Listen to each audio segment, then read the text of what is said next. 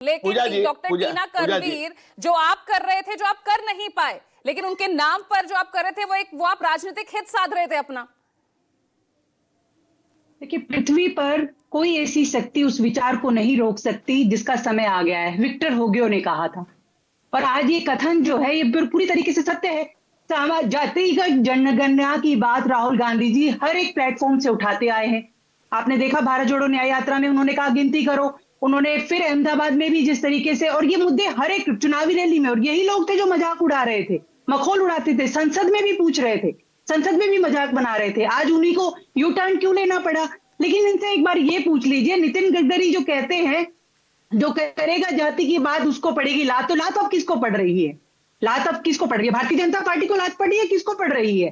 देखिए, सामाजिक न्याय का जो मुद्दा है ये एक ऐसा कदम है जिसको लेकर सिर्फ विपक्ष ही नहीं, समस्त अंबेडकरवादी और जितने सोशल एक्टिविस्ट हैं, सब लोगों ने ये मांग उठाई पुरजोर तरीके से, क्योंकि सामाजिक न्याय का ये पहला कदम है जिसको लागू करना सरकार की जिम्मेदारी है। किसी भी समाज कल्याणकारी राज्य में हम रहते हैं, आप देखिए कि वहां ये सब चीजें होती है। आप देखिए कि अमेरिका के अंदर भी अफर्मेटिव एक्शन है। ये कहते हैं कि देखिए कबीलिया युग आ जाएगा जाति जनगणना की बात करते समय, जब राहुल गांधी जी बात करते थे।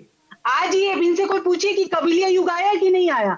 आज राहुल गांधी जी हर प्लेटफॉर्म पर हर एक मुद्दे पर वो सही साबित हुए हैं, चाहे वो कोविड के समय हो, चाहे जीएसटी, नोटबंदी, हर एक मुद्दे पर तो राहुल गांधी के सामने झुकना पड़ा है देश के प्रधानमंत्री को, क्योंकि जो वो मुद्दे उठाते हैं वो जेन्युइन मुद्दे उठाते हैं, और ये सच्चाई है। आप कुछ भी ऐसे ऐसे करिए, लेकिन सच्चाई यही है, आपको स्वीकार करना पड़ेगा, क्योंकि ये एक अभी भी डॉक्टर टीना, हम 1931 की जनगणना जाती है, जनगणना का ही आंकड़ा हमारे पास है। उसके बाद कितने सालों तक आपने राज किया है, कोई जातिगत जनगणना आपने नहीं कराई। 2011 में जो आपने कराई तो उसके आप आंकड़े नहीं सार्वजनिक कर पाए।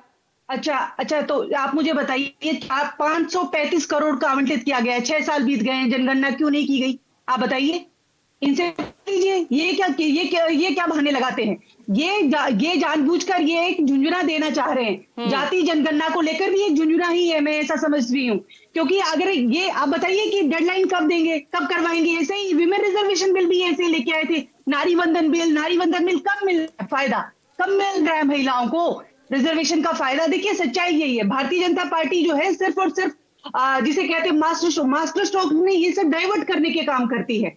आप बता दीजिए कब करवाने जा रहे हैं आप जाति जनगणना, और किस ठीक है, जातीय जनगणना कब होगी ये एक बड़ा सवाल। लेकिन कीर्ति निधि पांडे, जो आप लोग सत्ता में रहते करा नहीं पाए, ना यूपी में ना केंद्र में, अब बीजेपी करा रही है, तो उसपे भी आप अपना ही क्रेडिट ले रहे हैं कि वो पीडीए की जीत है।